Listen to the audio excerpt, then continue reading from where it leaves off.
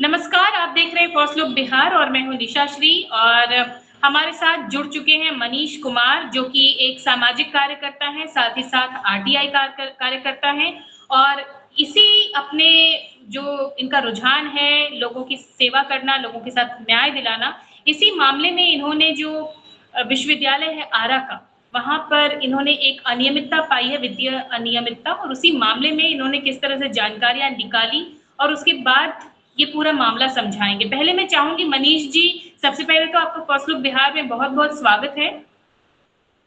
और मैं चाहूँगी कि आप जो विश्वविद्यालय है उसका नाम बताते हुए बताइए कि क्या दिक्कत हुई है वहाँ पर? मैम, वीर कुंवर सिंह विश्वविद्यालय आरा में है जी। और यहाँ पर जो वाइस चांसलर हैं वो सुप्रीम कोर्ट के आदेश के विरुद्ध सेवा विस्तार प्राप्त किए हुए अभी तक कुलपति के पद पर आसीन हैं, जबकि इनकी योग्यता भी नहीं है कुलपति के लायक, एक दिन के लिए भी प्रोफेसर भी नहीं है। मैंने इस पर महामहिम राज्यपाल को आवेदन भी दिया था और प्रधानमंत्री और राष्ट्रपति महोदया को भी आवेदन मैं दिया हूं। इन तीनों लोगों को आवेदन दिया हूं। सुप्रीम कोर्ट का आदेश मैडम कहता है, सुप्रीम कोर्ट के आदेश 2013 में एक आदेश आया था, उसमें बोल रहा था सुप्रीम कोर्ट की किसी भी वाइस चांसलर को सेवा विस्तार नहीं दिया जा सकता है। महामहिम इनको पूर्व के महामहिम ने इनको सेवा विस्तार दिया, लेकिन अभी जो महामहिम आए हुए हैं, इन्होंने दैनिक जागरण पत्रिका में इंटरव्यू दिया था। उस इंटरव्यू में था मैडम कि मैंने सुप्रीम कोर्ट के आदेश के पालन करके शशि प्रताप शाही को हटाया। अच्छा, ठीक है। मगध यूनिवर्सिटी के वाइस चांसलर को। ठीक है। लेकिन आपने वीर कुंवर सिंह विश्वविद्यालय के वाइस चांसलर और ललित नारायण मिथिला विश्वविद्यालय के वाइस चांसलर को आपने क्यों नहीं हटाया? ये भी तो सेवा विस्तार प्राप्त हैं। जबकि मैडम इन पर शोकॉज किया गया है राजभवन के थ्रू। शोकॉज का लेटर ये है मैडम, ठीक है। शोकॉज किया गया है राजभवन के थ्रू वित्तीय नियमितता के मामले में। तो ऐसे वाइस चांसलर को पद पे रखना, कुलपति की गरिमा तो जा ही रही है, शिक्षा व्यवस्था पूरे चौपट हो गई है। वो चौथा नंबर पर कुलपति खुद कह रहे हैं, प्रधान सचिव राज्यपाल सचिवालय के प्रधान सचिव गोपाल एस मीना जो तत्कालीन प्रधान सचिव थे, उन्होंने खुद लिखा है कि आपके कारण चांसलर सचिवालय की गरिमा कम हुई है और चांसलर सचिवालय को बदनामी मिली है। ये तो राजभवन खुद कह रहा है कि आपके चलते हमें बदनामी मिली है। इसके बावजूद वो पद पर है। ये 300 करोड़ का घोटाला कर चुका है कुलपति। अच्छा। 300 करोड़ 300 करोड़ का घोटाला कर चुका है। आपको मैं बता देना चाहता हूं कि के पाठक अपर मुख्य सचिव थे मैडम, शिक्षा विभाग के। जी, आप जानते होंगे। जी जी जी। उन्होंने ऑडिट कराया था वीर कुंवर सिंह विश्वविद्यालय और भीमराव अंबेडकर यूनिवर्सिटी में। उस समय ये भीमराव अंबेडकर यूनिवर्सिटी का भी वाइस चांसलर था और दोनों जगह नियमितता पाई गई थी। ठीक है। और भीमराव अंबेडकर यूनिवर्सिटी के पर इस पर एफआईआर लॉन्च कराए हैं क्या बोलते हैं के पाठक साहब ने। कुलपति पर ऑलरेडी मुजफ्फरपुर के स्थानीय थाने में एफआईआर लॉन्च है, शैलेंद्र कुमार चतुर्वेदी पर।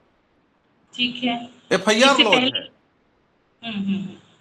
हाँ, इसके पहले जो वीसी थे। जी जी। ये यहाँ पर टेंडर में, यहाँ पर वीर कुंवर पर हम आते हैं। वीर कुंवर सिंह यूनिवर्सिटी में इन्होंने L1 को टेंडर नहीं दिया, हाईएस्ट रेट कोड करने वालों को टेंडर दिया। ठीक है। और वेतन के रूप में वीर कुंवर सिंह विश्वविद्यालय कर्मचारियों को 20,962 रुपया रेट कोड था और कर्मचारियों को मिल रहा है 11,000 रुपया।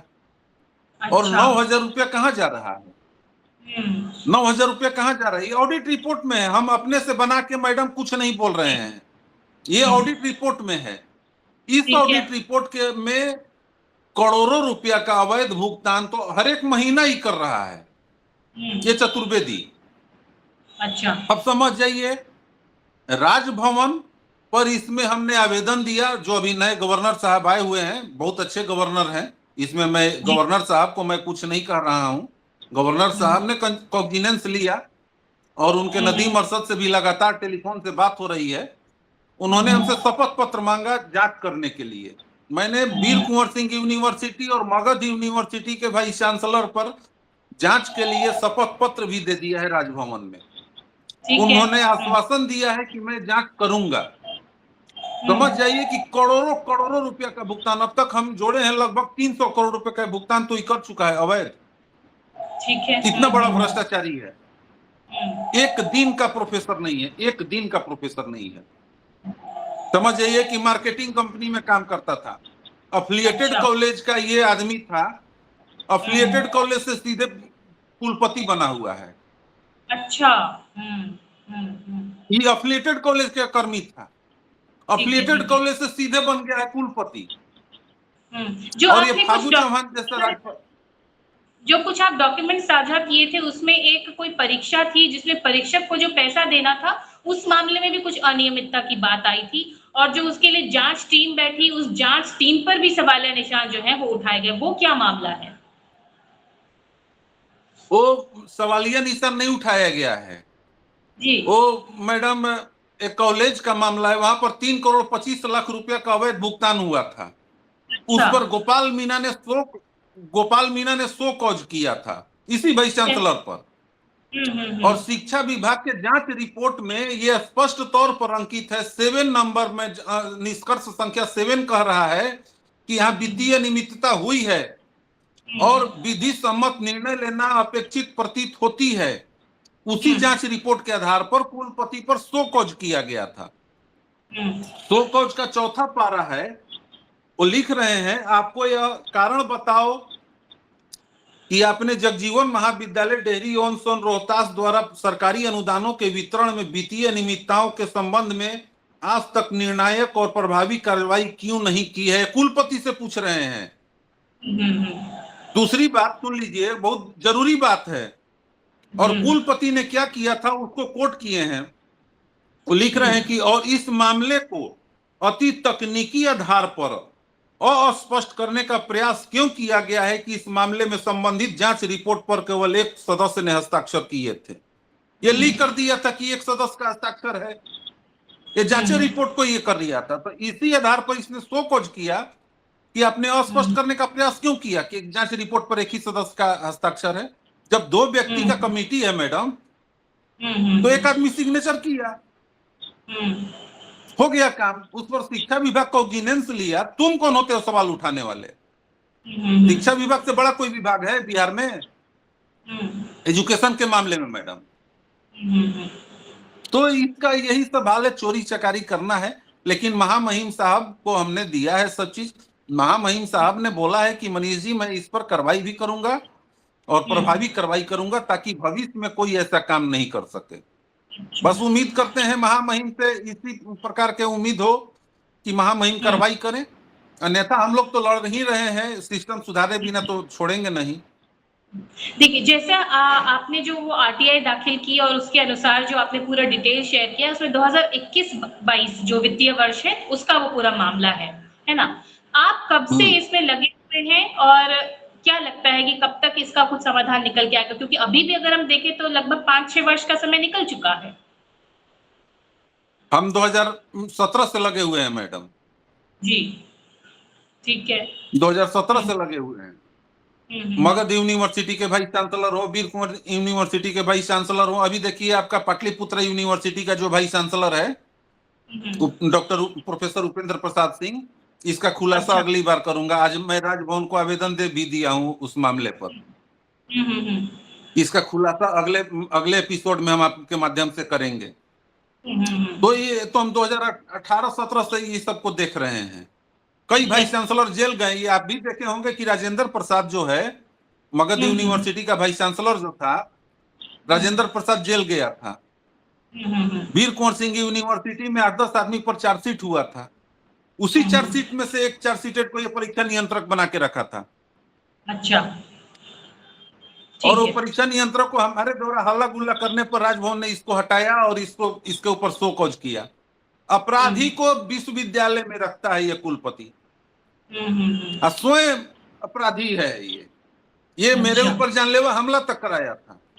खैर उस सब बातों को कोई मतलब नहीं है। तो अब मतलब आगे है क्या, यहाँ तक ये कार्यवाही आ गई है, तो अगर मैं ये समझूं कि अब आगे का आपकी अपेक्षा क्या है कि इसमें अब कंक्लूजन क्या निकल करके आएगा, क्या करने वाले हैं आगे आप? मेरी अपेक्षा नहीं मैडम, जी शिक्षा व्यवस्था सुधरे और ठीक है। ऐसे वाइस चांसलर जेल जाएं, यही मेरी जी अपेक्षा है, ताकि ठीक है। भविष्य में जो कुलपति, आप भी पढ़े होंगी मैडम, तो हम्म। कुलपति की गरिमा होती थी।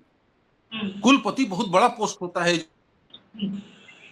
गरिमा को इतना गिरा दिए हैं हम्म। कि कोई चीज नहीं रह गई है। तो जो वाइस चांसलर भ्रष्टाचार करने से डरे, मेरी अपेक्षा हम्म।